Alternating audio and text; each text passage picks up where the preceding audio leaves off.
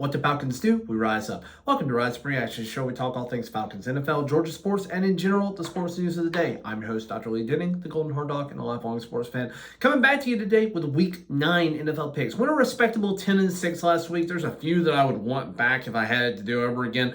The Bears dropping a bomb at the end of the week, or the end of the game last week. Had that one, thought I had that one in the bag, but ended up not working out. But 10-6, respectable. I'm currently sitting at 79-44 overall, 91st percentile. That's been dropping a little bit. I have not been keeping pace with most people for the last 3 weeks here, but still above the 90th percentile. Still have a pretty solid winning record overall. So let's jump into it for Week 9. We start off with Thursday Night Football. You have the Houston Texans, or as Tom Grassi calls them, the Strouds, taking on the New Jersey Jets. Yes, you are New Jersey Jets until further notice. Until you have a winning record, you are the Jersey Jets. And the Jets are coming off of a tough loss to the Patriots. I said last week, if they lost that game, they have no playoff hopes. And I stick by that. This is going to be another lost season for the Jets. They obviously did not win out on the Aaron Rodgers deal. They brought in Davante Adams only to lose 2 more games. And you lose to the Patriots. It's a bad look for you. The Patriots are not a good football team. Aaron Rodgers doesn't have it anymore. I would say that he is kind of washed and cooked at this point. Maybe they'll find some way to get a few more wins here, but you're talking about the Jets starting to look forward to the future. A future without Aaron Rodgers. A future where they have Davante Adams. I don't know what's left on his contract, but they're going to have weapons with no quarterback. You don't have a quarterback coming up this next year either to get. So they're a team that, like Bryce Young might look at going to, but I don't think that's great. You've got to change the culture for New York or New Jersey before you actually do anything memorable here or anything really worthwhile. All that said, Houston Texans, you lose Stephon Diggs for the year. Nico Collins not going to be back yet.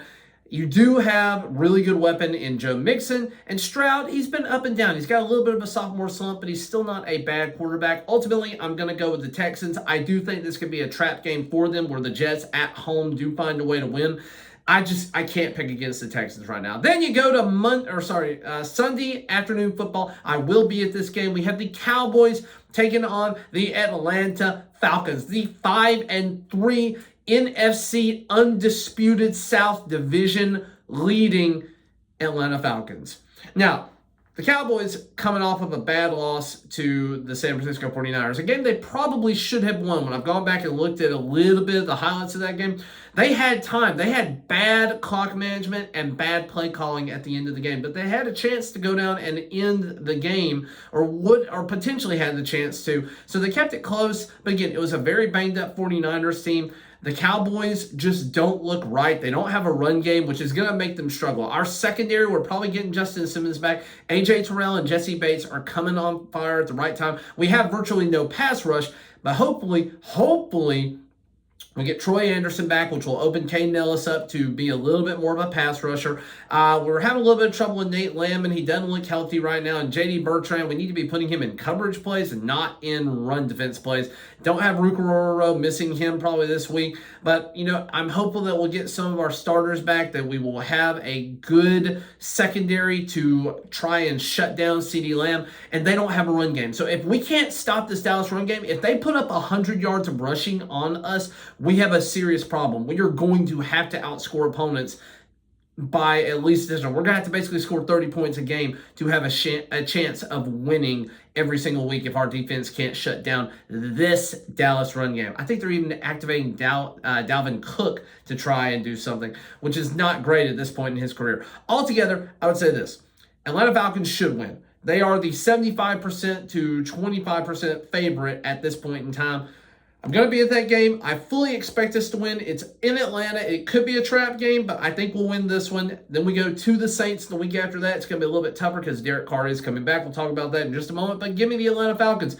Then we go to the Miami Dolphins at the Buffalo Bills. Now, Miami looked much more competent having Tua back. Again, I've made my opinion known on Tua. If he wants to play, he is an adult and he can make that decision. Medically, I would not advise it. I don't know how a medical official can advise that. But again, I've said this often in medical practice, especially the last decade, seeing patients make decisions that are both beneficial and not beneficial to their health. I can lead a horse to water. I can tell them exactly what to do. I can give my medical knowledge and advice to them. I cannot force anyone to do anything. It's the same story with Tua. He has basically said that he would rather die than not play football at this point. So, he's a grown adult. He can do what he wants to do. I won't beat that horse anymore. But the Dolphins still lost on a field goal to the Arizona Cardinals. Had they won that game and won it convincingly, I would think this would be a much more 50-50 split. Right now, I can't pick against the Bills. They don't have great weapons, but they are still finding ways to win games and win them convincingly. That defense is not as good as it has been, but they're still, at least not on paper, but they're still shutting teams down. And then you have a run game that's finally effective in James Cook and Ray Davis. And then you have Josh Allen, who threw his first pick, I think last week, might have been the week before, but I think he threw his first pick of the season last week. He is playing good, efficient, safe football. And Keon Coleman's coming on at the right time. Khalil Shakir finally stepping up for them in a big way here. I just don't see this team losing in Buffalo. Give me the Buffalo Bills. This will probably end the Miami Dolphins' hopes of making the playoffs this year. They should theoretically already be out of it, but again, this will probably be the nail in the coffin for the Miami Dolphins. Give me the Buffalo Bills. Then we go to the Las Vegas Raiders at the Cincinnati Bengals. Now, Bengals, your defense is awful, and you missed T. Higgins this past week. The white tiger Bengal jerseys are still fire, but they didn't do anything against the Philadelphia Eagles. Eagles coming on at a really strong time, so I think you're just getting them at the absolute wrong time of the season. I think you could have beat them earlier, but I no longer have faith in the Bengals to be a playoff team. With that said, I have zero faith at all that the fracking Las Vegas Raiders can do anything with any level of competence. I think they are going to be one of the worst 5 teams in the league when it's all said and done. They have inconsistent quarterback play. They don't have a run game. Max Crosby is the only thing working on that defense. They just don't look good right now. I think you're going to be looking at a coaching regime change. You're going to be looking at a lot of changes coming for this team in the offseason. Give me the Cincinnati Bengals in Cincinnati, finding a way to stay competitive and keep their playoff hopes alive.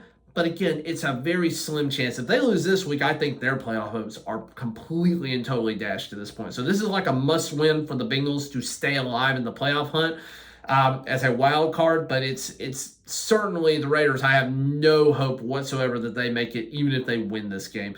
Then we go to the Chargers at the Cleveland Browns. Now, this one is tough for me because I do think that the Chargers, from top to bottom, are a slightly better team, especially losing Amari Cooper to the Buffalo Bills, which we didn't even talk about when we were at that game.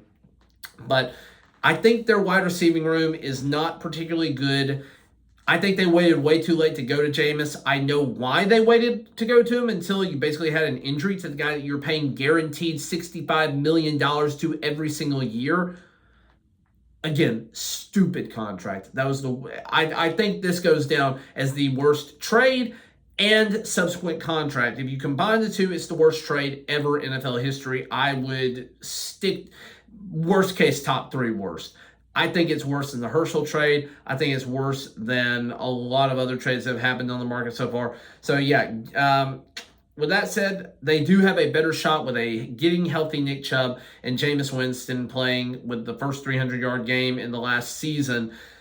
I think they have a better shot against the Chargers than they normally would, but I do think the Chargers are ultimately going to win this game. I have more faith in Justin Herbert as a quarterback. I have more faith in Jim Harbaugh as a coach. I think ultimately he is going to be coach of the year. I think this team is going to be competing strongly for second place in their own division and a wild card berth. So give me the Los Angeles Chargers. I do have the Browns finishing at this point in the season. I have them finishing at the bottom of their respective division. But give me the Chargers here. It's very close, though. Then we have the New England Patriots at Tennessee Titans. Ugh. If you got anything better to do with your time, go do it rather than watch this game. You're going to possibly have a backup quarterback for New England. You're going to possibly have a backup quarterback for the Titans. These are both teams that are looking at having top 5 picks by the end of the year, and this is what I would call the first true tank bowl. I know Urinating Tree would say there's been one at least already. This is the tank division Super Bowl. These are both 2 of the teams that could be picking 1 and 2 when we get to the end of the year. Well, I'm going to say 2 and 3 because nobody's going to out-Panther the Panthers. So ultimately, though, I do think New England's roster is a little bit better than the Tennessee Titans right now, especially them getting rid of D-Hop. You were depending on Calvin Ridley now and Tyler Boyd, along with Mason Rudolph, who is, again, Not a good starting quarterback. I have more faith in Drake May. It's looking like he probably will play. We don't know that for sure, but I do have more faith in Drake May at this point than I do in anything the Tennessee Titans are throwing out. Titans, I think, at this point, going to be one of the worst 3 teams in the league. I also think the Patriots will be, but give me the Patriots ultimately. Go do anything else with your time. Unless you cheer for these teams specifically, go do anything else with your time and just look at the box score after. You will be much happier with your life if you do that. Then we go to the Washington Commies taking on the New Jersey Giants. The Giants, you are also one of these teams that is fighting for a top 5 draft pick at this point. It's in New York. You look totally and completely incompetent. And then the Washington Commies, coming off of an incredible Hail Mary win. They probably should have lost that game to the Bears. But again, they found a way to win. You do have a slightly hurt Jayden Daniels. It can take a little while for rib injuries to completely get back to where a player should be. I don't know how that's going to impact him long term. It's something that will continue to flare up over the course of the next few weeks. Most quarterbacks just have to learn to play hurt. As long as he doesn't suffer a lower body injury, I do think he's one of the better quarterbacks in the league right now. Give me Jayden Daniels and the Washington Commies over the New Jersey Giants. Then we go to the New Orleans Saints at the Carolina Panthers. And this is another game that, unless you're cheering for these teams, just find something else to do with your time. The Carolina Panthers, this feels like it could be a trap game for the Saints where the Panthers get another win. They're playing really well with Chuba Hubbard right now, but that's about it. Everything else is bad. All of their great players on defense, other than maybe J.C. Horn, are out for the year. You're playing with backup linemen. You're playing with Andy Dalton if he's healthy. And, Bryce Young defeated ugly playing Bryce Young if Andy Dalton is still hurt from his car accident. Meanwhile, the Saints are getting back Derek Carr, which gives them a leg up immediately. They've come a long way and fallen a long way from having the top offense in the first 2 weeks of the NFL to now being a bottom feeder and almost done with the season. If the Saints lose this game, they have no hope of winning the South. None whatsoever. And I still don't think they have much hope of it. They would have to end the year with a better record than the Falcons, because I fully believe that the Falcons are going to be at minimum 5-1 in the division at this point, and that would be with a loss to the Saints next week. So they would have to hope that the Falcons lose to the Carolina Panthers, but if they have anywhere close to the same record as the Falcons, they're going to be depending on the Falcons to, find some way to collapse in a horrible fashion, which I don't think is going to happen this year. This seems and feels like a better Falcons team than we've seen in some time. So I think the Saints will ultimately win this game because they are getting more of their weapons back, but I don't think it's going to be a fun one to watch, and I think the Saints are still pretty much done for the year. Excuse me, guys. It's always early when I'm making these. But yeah, give me the New Orleans Saints. Then we go to the Denver Broncos at the Baltimore Ravens. Denver has put together an impressive little season so far. 5 wins. I didn't think they were going to have that. I thought they'd be a 3 to 4 win team maximum this year, but you're finding success with a good defense and an okay offense. Now, you have Bo Nix. He's playing pretty decent football right now, but you got Lamar Jackson, the possible 3-time MVP. He's 2-time right now, could be playing like for that 3rd MVP this year. I do think Baltimore, they got to find some way on defense to be a little better than they have been, but top to bottom, the Baltimore Ravens roster and their coaching is better to me than what the Denver Broncos have right now. I'm ultimately going to pick the Baltimore Ravens in Baltimore to win this game. I don't have a lot else to say. Then we got Chicago Bears at Arizona Cardinals. You've got 2 teams that are both playing above where I thought they were going to be. The Arizona Cardinals have been like a dark horse team currently leading the NFC West. I don't think they're going to be leading after this week because I do think that Caleb Williams and the Bears are going to bounce back. Caleb Williams had a really bad game against the Washington Commies, but I think he bounces back. He was playing good football leading into that. You had the Bears defense, which didn't allow a touchdown until late in the game. So I do think that the defense for the Bears is going to keep them alive in this game. I think that they are a slightly better team overall compared to the Arizona Cardinals. It's in Arizona, so I can certainly see getting a slight edge to Arizona. In fact, Vegas has given a slight edge to Arizona. They're a -105 with the Bears a +105. That's almost a toss-up to me. I am ultimately going to pick the Chicago Bears, though. Then we go to the Jacksonville Jaguars at the Philadelphia Eagles. Do I need to say anything about this? The Jaguars suffering season-ending injury to Christian Kirk, not playing good football, still going to be without Travis Etienne. You're hoping that Tank Bigsby can step up. And the Philadelphia Eagles turning on at the right time, going to the Bengals, getting a big win there. Saquon Barkley still playing like a top 5 running back in the league so far. And Jalen Hurts stepping up and finally getting that run game going that he's been missing for most of the season so far. Ultimately, I don't have much to say. Give me the Philadelphia Eagles in Philadelphia. Then you have what may be the best game of the week, Detroit Lions at Green Bay Packers. Now, if Jordan Love was healthy, which I think he's going to be suffering with this groin injury, I think it's going to be something that keeps him off and on the field for probably the rest of the year until he can do something about it. But the Detroit Lions, firing on all cylinders. You have Jared Goff not even getting 100 yards last week, throwing for 3 touchdowns. You get touchdowns from your running backs with both on the ground and through the air. You get special teams touchdowns. You get great defense, even though you don't have Aiden Hutchinson, which, again, that was a horrible loss for this team, and I hate it for that player. He was an electric player that I hope comes back really healthy by the early part of next season. Just a really fun player to watch, and you hate to see that happen. He probably should have been the number 1 overall pick in his draft year. It just didn't end up working out because the Jaguars are stupid. But anyways, Detroit Lions, they're still playing good football. The Green Bay Packers, this game is going to have major implications for the playoffs and for the division. I do ultimately think that the Lions win this game. Excuse me. I just think they're playing better football overall. Tom Grassi, I'm a fan of his channel. I'm a fan of him. I've been a fan of his since before he had 100,000 subscribers. And I really cheer for the Packers when I can. But I think the Lions are a better story right now. And ultimately, I'm going to go with the Lions for this game. Then we have the Rams at the Seattle Seahawks. Rams getting healthy and looking good this past week, with the Seattle Seahawks losing to Buffalo and looking bad. Now, they caught the Falcons sleeping a couple of weeks ago, but then they reverted back to what we had seen for the 3 weeks prior, looking awful. And it felt like a away game for this Seattle team. It is in Seattle. This is a tough divisional match, but with a healthy Matt Stafford, a healthy Puka, a healthy Cooper Kupp, a healthy Kyren Williams, I don't see how this defense is going to slow down the Rams no matter what they have. The Seattle Seahawks are still banged up more or less in a lot of different spots. Give me the Rams in this one to go in and steal a win and make that division even more competitive.